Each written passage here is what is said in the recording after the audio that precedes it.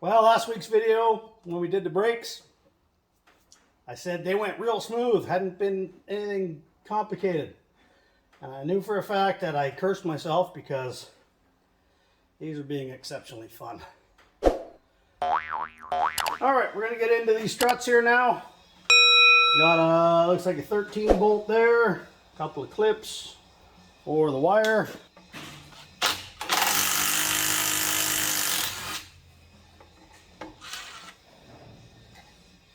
Okay, brake line's free. Okay, in my case that was a 12 millimeter to get that brake line off. Then you just got some clips here to get the wire away.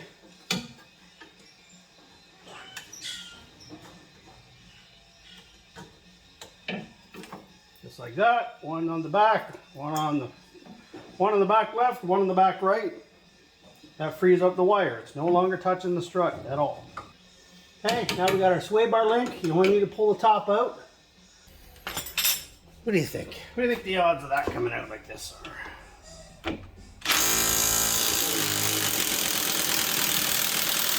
And of course it turned. Alright, so that sway bar end link is being a pain. It's spinning inside the socket here. Normally you'd have a thing where you could put a wrench on back here. This does not have it. What they have instead is an Allen head right there. So you need to use a wrench and an Allen head. Nothing like making a process way longer than it needs to be.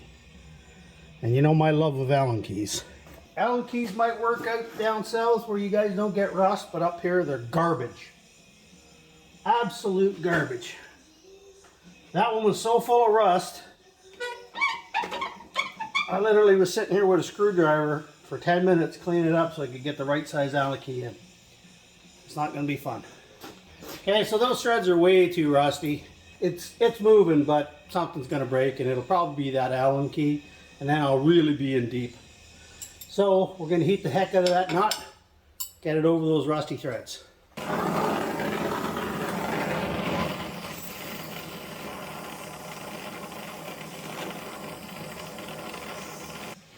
Well, that's glowing.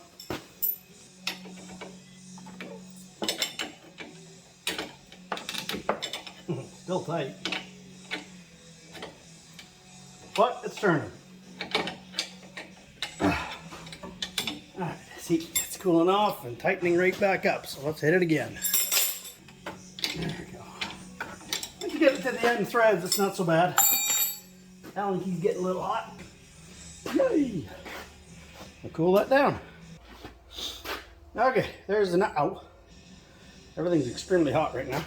Okay, so with that nut off, the sway bar comes away. You can see that one is junkified.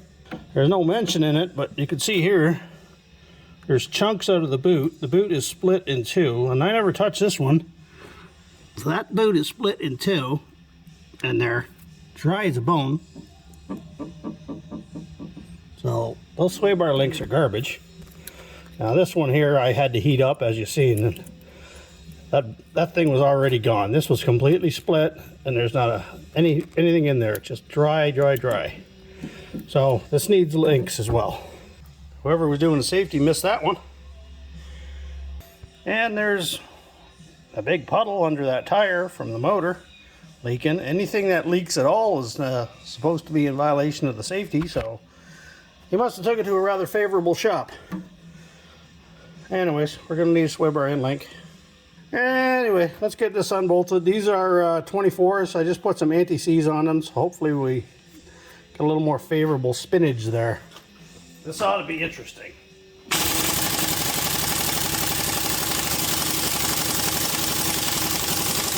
Yeah, that's what I figured. My compressor's at 150 pounds. It should be more than ample to pull these out.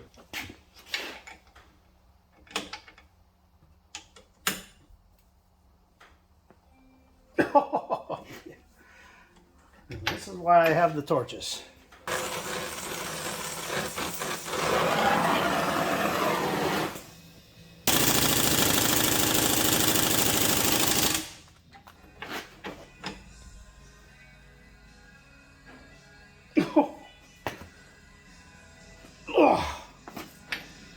Yeah, baby.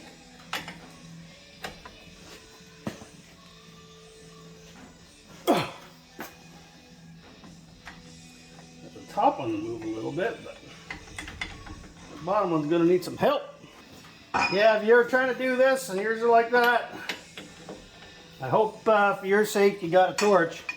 We're gonna be at it for about 20 minutes with propane. Oh.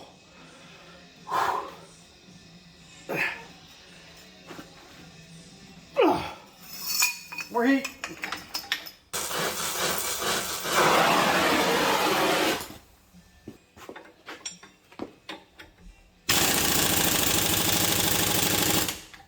Still not enough. Now the bolt's turning, but there we go. I wouldn't go touching that nut for a while. Or the bolt. So there's what you're looking at. You can see it's pretty clean inside, but those shreds, the way they stick out, I don't know why they don't put them flush. Well, we're halfway there. We got the bolt to spin. Now we just got to get the nut and bolt to separate.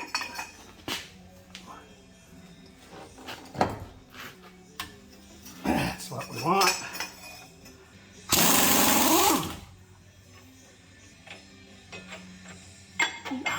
Jesus. Alright, second one out.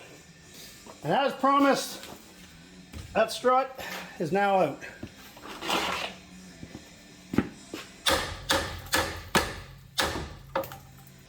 Okay, so as you can see, that strut is completely detached from everything down here that it needs to be removed from. Up top, there are 3 bolts. We'll show you those and get them out and get this strut out of here.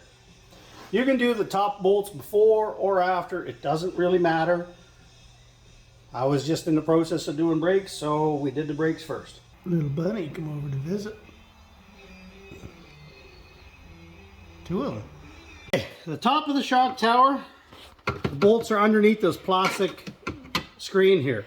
Okay, so there's 3 round little holes. You got to pull these caps off. Like so. They got a little cutouts that you can get a screwdriver in. Just like that. Now if you look in underneath there, you can see the top of the tower. Those are the nuts you need to get out, so you need an extension. If you drop one, don't worry, they can't really go anywhere. You can pull this entire plastic shroud off, but you got to pull the wipers and everything else, and it's kind of a lengthy process. They actually give you those to get at it. Considering some of the shock towers, how much stuff you have to pull out, this is probably one of the easier ones I've ever done. I've had ones where I had to pull batteries and air cleaner boxes and relay panels and brackets and you name it. Spend more time getting access to 3 bolts, 3 nuts, than actually taking the entire strut out. So good on Honda for at least doing that.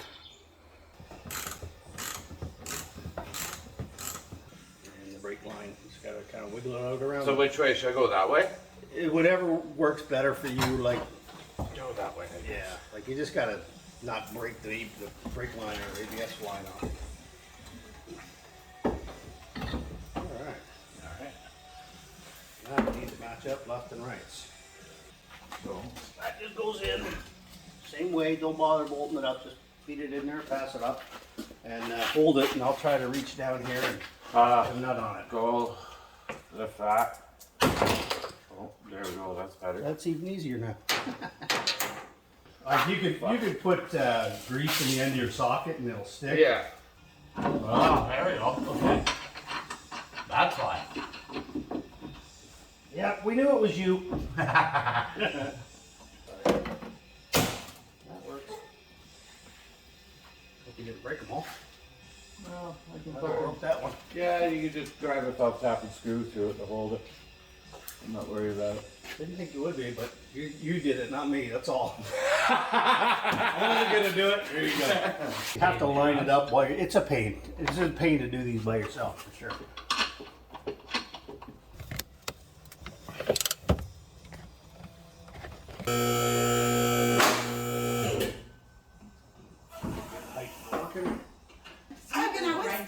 Tell Chris when I said I wanted a side by side. Well, he was looking at pictures, Yeah. And I was like, what's that? He goes, a side-by-side. So for a year, I was picturing Snoopy in Woodstock. A little sidecar. That's what I thought he wanted. For a year. A year, I had Snoopy and Woodstock in my head. I'm like, what are you looking at? He goes, side-by-side. I go, oh. Lubricate this so it'll go in a little easier. A little more. There you go. Okay, that's good there. I just gotta get the bolts. You've had burgers 3 nights in a row. And the problem is, That's what I said. I'd eat hamburgers every night if I could. off them there. Oh yeah, it's one of my favorite foods. So there's no alignment here. All you gotta do is put them in. They come in from the back to the front. You probably have to massage it a little bit here. Literally. I had it in a second ago. Oh, let's push this. Yeah, just push it in. Alright. So now I just put the other bolt in. All I gotta do there is let's push back on the shop, right? Like that.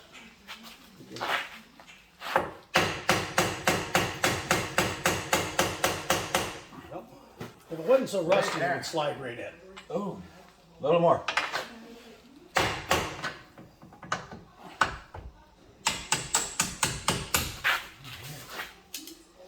There you go. Struts are in. Now I would say normally put anti-seize on them, but the chances of you ever pulling these out again, I got a feeling this car will be in the scrap heap before those need to be changed again. But maybe not. Well, these factory ones have been in there 13 years. Yeah, you're right. You think you're going to be driving this 26 years old? Hopefully. In a perfect way. It is a Honda, so you never know. They do have a tendency to not want to ever die. They just keep costing you money. Literally, you can't over torque those. They're giant. They're 1-inch bolts.